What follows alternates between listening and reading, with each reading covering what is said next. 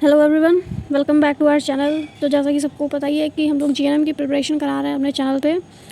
तो हम लोग ने एसिड और बेसिस वाला चैप्टर के क्वेश्चन आंसर्स करा दिए हैं। अब हम लोग जो फर्स्ट चैप्टर है साइंस का क्लास 10th में केमिकल इक्वेशन एंड रिएक्शन वो करने वाले हैं। तो मैंने सोचा कि उसके क्वेश्चंस प्रैक्टिस करने से पहले जो है हम लोग पहले उसकी थोड़ी थ्योरी समझ लें, क्योंकि अगर अब थोड़ा भी अगर कुछ लोग को बहुत ज़्यादा मतलब सबको कुछ लोग को याद होगा, कुछ लोग को नहीं याद होगा कि क्या है उस चैप्टर में क्या नहीं है।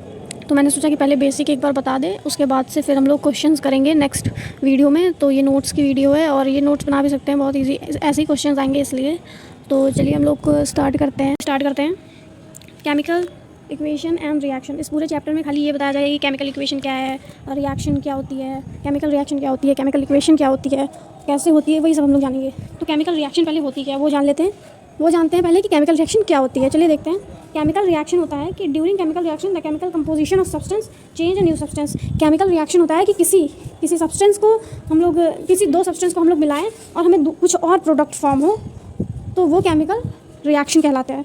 जैसे कि अगर हम लोग को H2+O को मिला देंगे तो वो बन जाएगा H2O। ये हम लोग को क्या मिला, हम लोग ने दो चीज़ों का रिएक्शन करवाया और हमें प्रोडक्ट मिला जो कि है वाटर, जो कि है H2O। तो नेक्स्ट देखते हैं। अब केमिकल इक्वेशन क्या होती है। केमिकल इक्वेशन होती है कि जैसे कि हम लोग लिखते हैं chemical equation can be written in chemical equation form और which should be always balanced. Chemical equation होती है कि वो केमिकल सिंबल्स के फॉर्म में होता है, जैसे कि वाटर का H2O होता है, हाइड्रोजन का H होता है, ऑक्सीजन का O2 होता है, कार्बन का CO2। तो उस फॉर्म में लिखा जाएगा और वो बैलेंस्ड रहेगा।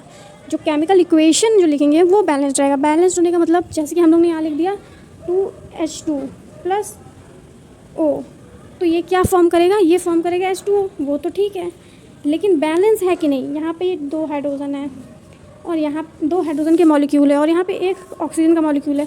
तो यहाँ पे जो है, यहाँ पे तो एक ऑक्सीजन का मॉलिक्यूल है लेकिन हाइड्रोजन का मॉलिक्यूल तो एक ही है और इस तरफ दो हैं, तो इधर भी दो ही होगा। मतलब जितने इधर रहेंगे उतने इधर रहेंगे। टू इधर, एक सेकेंड, जिस तरह से इधर 2 हाइड्रोजन है, जिस तरीके से इधर 2 हाइड्रोजन का और एक ऑक्सीजन का और इधर H2O है, तो इधर एक हाइड्रोजन है, just wait for a minute, इधर 2 हाइड्रोजन है तो 2 और इधर एक ऑक्सीजन है तो +1, इधर टोटल 3 मॉलिक्यूल्स हैं और इधर एक हाइड्रोजन और एक ऑक्सीजन, तो इधर 2 मॉलिक्यूल हुए उसमें। तो ये इधर 2 है और इधर 3 है, तो मतलब ये इक्वल नहीं हुआ ना। तो इसको इक्वल करने के लिए यहाँ हम लोग को 2 लगाना पड़ेगा। तो ये हो जाएगा 2 यहाँ 2 यहाँ। तो एक और प्रॉब्लम आ गई, जो यहाँ पे अब ये 2 मल्टीप्लाई का है। जब ये 2 मल्टीप्लाई का है तो H तो चलो बैलेंस हो गया, लेकिन ये 2 तो O से भी मल्टीप्लाई हो रहा होगा, ऑक्सीजन से भी मल्टीप्लाई हो रहा होगा। तो हम लोग क्या करेंगे, इधर भी हम लोगों को 2 लगाना पड़ेगा ताकि इक्वेशन अच्छे से बैलेंस हो जाए। चलिए नेक्स्ट देखते हैं। आपको शायद समझ में आ गया होगा और ईजिली समझाया है तो आपको समझ में आया ही होगा, एग्जाम्पल भी ईजी है। तो चलिए नेक्स्ट देखते हैं कि केमिकल इक्वेशन कितने टाइप्स के होते हैं। There are so many types of chemical equation. अलग अलग तरीके के केमिकल इक्वेशन होते हैं। जो एक सिंपल केमिकल इक्वेशन, पहला जो केमिकल इक्वेशन हम लोग पढ़ने वाले हैं उसे कहते हैं कॉम्बिनेशन रिएक्शन। कॉम्बिनेशन रिएक्शन कौन सा रिएक्शन होता है, उस रिएक्शन को जो है कैसे वो फॉर्म होती है, रिएक्शन को कॉम्बिनेशन रिएक्शन क्यों कहते हैं। वो रिएक्शन जो एक सिंगल प्रोडक्ट को फॉर्म करती है, 2 रिएक्टेंट्स से मिलकर जो बनता है। मतलब कि अगर हम लोग किसी 2 रिएक्टेंट्स को मिलाएंगे, रिएक्टेंट्स मतलब किसी 2 केमिकल को या फिर किसी 2 मॉलिक्यूल को मिलाकर जो हम लोग प्रोडक्ट आएगा उसे कहेंगे कॉम्बिनेशन रिएक्शन।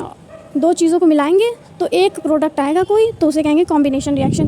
2 चीज़ों के कॉम्बिनेशन से मिलकर बना तो उसे कॉम्बिनेशन रिएक्शन। नेक्स्ट देखते हैं। देखिए इधर Mg और O2 से मिलकर MgO बना, मैग्नीशियम ऑक्साइड बना, तो ये हुआ कॉम्बिनेशन रिएक्शन का एग्जांपल। नेक्स्ट देखते हैं कौन सा रिएक्शन। नेक्स्ट रिएक्शन हम लोग जो पढ़ने वाले हैं उसे कहते हैं डीकम्पोजिशन रिएक्शन। डीकम्पोजिशन रिएक्शन क्या होता है, डीकम्पोजिशन रिएक्शन में होता है कि एक सिंगल रिएक्टेंट जो है वो ब्रेक होता है 2 प्रोडक्ट बनाने के लिए। ऊपर क्या हो रहा था कि दो रिएक्टेंट्स मिलके, 2 कोई चीज़ें मिलके एक चीज़ को बना रही थी, लेकिन यहाँ क्या होगा, कोई एक चीज़ टूट कर 2 चीज़ों को बनाएगी, उसे कहेंगे डीकम्पोजिशन रिएक्शन। ठीक है, कोई एक रिएक्टेंट जो है वो फॉर्म करेगा 2 प्रोडक्ट्स को, उसे डीकम्पोजिशन रिएक्शन कहते हैं।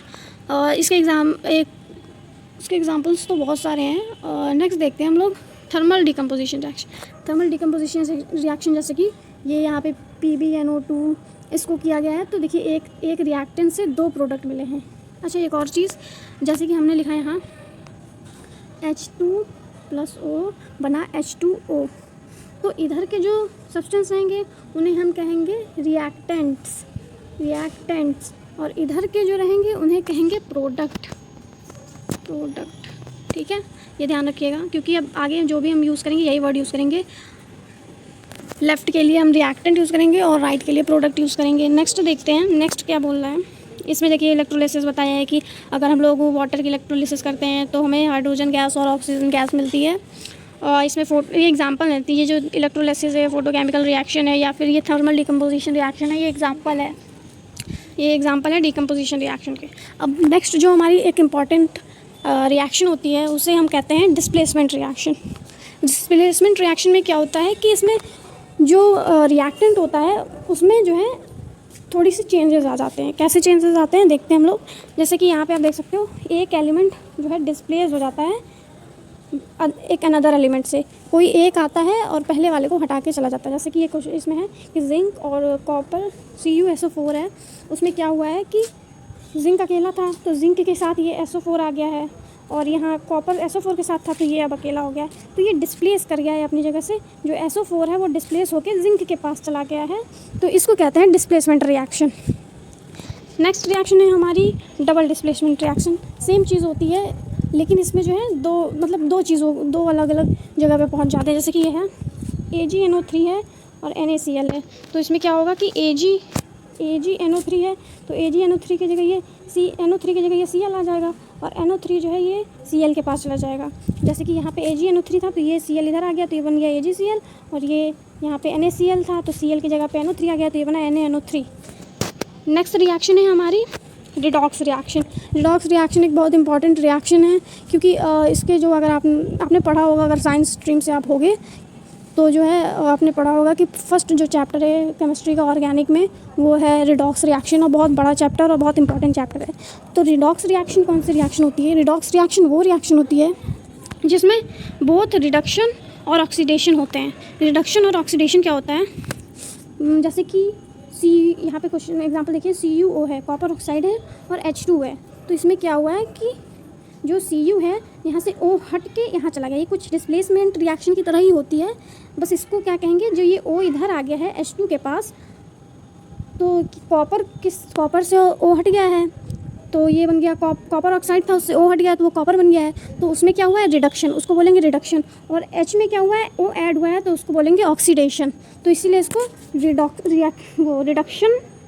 रिडक्शन को और ऑक्सीडेशन दोनों इसमें हो रहा है। यहाँ से हटा Cu कॉपर ऑक्साइड से हटा तो इसको रिडक्शन बोल रहे हैं, यहाँ से O हटा तो यहाँ पे रिडक्शन हुआ है, और यहाँ पे O ऐड हुआ है तो यहाँ ऑक्सीडेशन बोल रहे हैं। जिसमें दोनों होते हैं उसे कहते हैं रिडॉक्स रिएक्शन। एक्सोथर्मिक रिएक्शन क्या होता है? एक्सोथर्मिक रिएक्शन होता है, अब हम लोग देखने वाले हैं एक्सोथर्मिक रिएक्शन। एक्सोथर्मिक रिएक्शन क्या होता है? वो रिएक्शन जिसमें जो है हीट एनर्जी इवॉल्व होती है। हीट एनर्जी इवॉल्व होती है मतलब कि हीट जो है प्रोड्यूस होती है, जिसमें हीट प्रोड्यूस होती है उसको कहते हैं एक्सोथर्मिक रिएक्शन। जैसे कि इसमें कार्बन और ऑक्सीजन से कार्बन डाइऑक्साइड बना, और जब ये बना तो उसके साथ हीट भी रिलीज़ हुई, तो इसलिए इस रिएक्शन को कहते हैं एक्सोथर्मिक रिएक्शन। एंडोथर्मिक रिएक्शन वो रिएक्शन होती है जिसमें हीट जो है अब्जॉर्ब होती है। अब्जॉर्ब होने का मतलब कि जिसमें हीट की रिक्वायरमेंट होती है। अगर जैसे दो आपने केमिकल्स मिलाए लेकिन उसमें नहीं होगा, कुछ केमिकल्स होते हैं जिनको आप एक साथ मिलाओगे तो उनमें रिएक्शन नहीं होता है, तो उनको हीट करना पड़ता है। तो जो हीट जिनको करना पड़ता है उस टाइप के रिएक्शंस को कहते हैं एंडोथर्मिक रिएक्शंस। उस टाइप के रिएक्शंस को हम लोग कहते हैं एंडोथर्मिक रिएक्शंस। अब नेक्स्ट देखते हैं, ये तो बता दिया मैंने रिडॉक्स रिएक्शन क्या होता है, जिसमें रिडक्शन और ऑक्सीडेशन, इसमें रिडक्शन और ऑक्सीडेशन एक ही रिएक्शन के अंदर होते हैं, उसे कहते हैं रिडॉक्स रिएक्शन। और ऑक्सीडेशन मैंने बताया कि जिसमें जो है गेन होता है ऑफ ऑक्सीजन, या तो ऑक्सीजन गेन हो रहा होगा उस मॉलिक्यूल को तो उसमें ऑक्सीडेशन हो रहा होगा, और या तो उसमें लॉस ऑफ हाइड्रोजन हो रहा होगा तो उसमें ऑक्सीडेशन हो रहा होगा। उसी तरीके से रिडक्शन होता है जी, या तो उसमें जो है लॉस ऑफ ऑक्सीजन हो रहा होगा या तो उसमें गेन ऑफ ऑक्सीजन हो रहा होगा। अब इफ़ेक्ट्स क्या हैं, ये जो ऑक्सीडेशन रिएक्शन हो रहा है उसके इफ़ेक्ट्स क्या हैं, किस तरीके का इफ़ेक्ट हमारे डेली लाइफ में पड़ता है, चलिए देखते हैं। पहला जो बहुत इंपॉर्टेंट हमारे इफ़ेक्ट है जो हमारी डेली लाइफ में होता है, कोरोजन। कोरोजन होता है जैसे कि आप लोहे को देखते हो और लोहे को अगर थोड़े भी खुले में रख दिया जाए, अगर 2-3 दिन के लिए आप किसी भी लोहे को खुले में रख देंगे तो उस पर जो है जंक लगने लगती है, रस्टिंग होने लगती है, उस पर जंक लग जाती है। तो वो किस चीज़ की वजह से होता है, वो कोरोजन होता है, उसमें कोरोजन हो जाता है, वो कोरोड हो जाता है जो। तो ये क्या कह रहा है कि एन अनडिज़ायरेबल चेंजेस, वो चेंजेस हो जाते हैं जो अनडिज़ायरेबल होते हैं, उसको डिज़ायर नहीं है उस चीज़ की, फिर भी वो हो जाते हैं। तो जैसे कि मेटल्स हैं, सिल्वर को आप देखोगे बहुत दिनों तक रखा रहेगा तो वो ग्रीनिश कलर में हो जाता है, उस पर ग्रीनिश लेयर आ जाती है, क्योंकि वो मॉइस्चर के कांटेक्ट में आ जाता है, एयर के कांटेक्ट में आ जाता है, और एयर में मॉइस्चर होता है, इसकी वजह से उसमें रिएक्शन होता है और वो कोरोड हो जाते हैं। इसके बहुत सारी डेली लाइफ में एग्जांपल्स हैं, जैसे कि रस्टिंग ऑफ आयरन, लोहे पे जंक लगना, और अभी मैंने बताया वो सिल्वर पे ग्रीन लेयर आ जाना, ग्रीन कलर का हो जाना। नेक्स्ट हम लोग देख रहे हैं रेंसिडिटी। रेंसिडिटी क्या होता है, रेंसिडिटी जो है वो ऑक्सीडेशन तो मेटल्स में होता है, और रेंसिडिटी जो होता है फूड मटेरियल में होता है, जैसे कि आपका चिप्स हो गया, आपका फूड, कोई भी फूड जो हम लोग स्टोर करके लंबे टाइम तक रखना रहता है वो। तो अगर हम लोग सुबह, अगर गर्मियों के टाइम में अगर आप कुछ बनाओ, सुबह अगर रख दो ऐसे खुले में, फ्रिज में ना रखो, तो वो ख़राब हो जाता है शाम तक। तो वो क्या हो जाता है, उसमें रेंसिडिटी आ जाती है। तो उसको प्रिवेंट करने के लिए हम लोग क्या करते हैं, ऐड करते हैं एंटीऑक्सीडेंट को फूड में। जैसे कि अचार अगर बनाते हैं तो उसमें हम लोग एंटीऑक्सीडेंट डालते हैं ताकि ख़राब ना हो, क्योंकि अगर अचार वाटर के कॉन्टैक्ट में थोड़ा भी आया मॉइस्चर के तो वो ख़राब होने लगता है, इसलिए उसमें एंटीऑक्सीडेंट डालते हैं कि उसमें ऑक्सीडेशन ना हो। वैसे ही अगर हम लोग चिप्स के पैकेट होते हैं उसमें नाइट्रोजन गैस फिल करते हैं ताकि उसमें ऑक्सीडेशन ना हो। और यही पूरा चैप्टर था, और जो इसकी नेक्स्ट वीडियो आएगी MCQs पे आएगी, और एक इंपॉर्टेंट चैप्टर है। और thank you for watching, like, subscribe, share.